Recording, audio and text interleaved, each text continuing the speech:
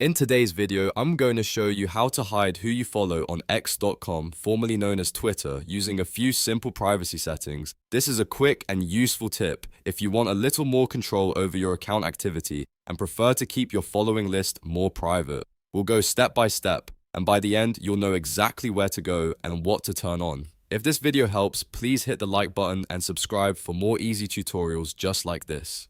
Alright, let's jump right in. First, open x.com or the Twitter app and make sure you're logged into the account you want to change. Once you're on the main screen, look to the bottom left corner of the sidebar. You should see the More option, which appears as the three-dot icon. Click on that to open the full menu. From the menu, select Settings and Privacy. This is where all of your account controls, privacy options, and safety preferences are stored. After that, click on Privacy and Safety. This section includes the settings that control what other people can see and how your account behaves publicly.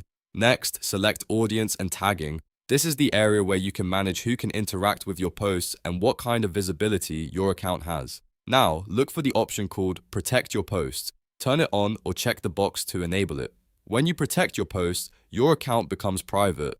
That means only approved followers can see your post, and your following activity becomes much less visible to the general public. If someone wants to follow you, they'll need your approval first. This is the main setting that helps limit who can see the people you follow and gives you more privacy overall. It's important to remember that privacy settings can change over time, and X may update the wording or layout slightly depending on whether you're using desktop or mobile. If you don't see the option right away, take a moment to look through the Privacy and Safety menu carefully. The setting is usually in the same general area. Once you've turned on Protect Your Posts, your privacy preferences are updated. That's it. You've taken a big step toward hiding your activity and making your account more private on X. If you want more quick social media tutorials like this, make sure to like this video and subscribe to the channel so you don't miss the next one.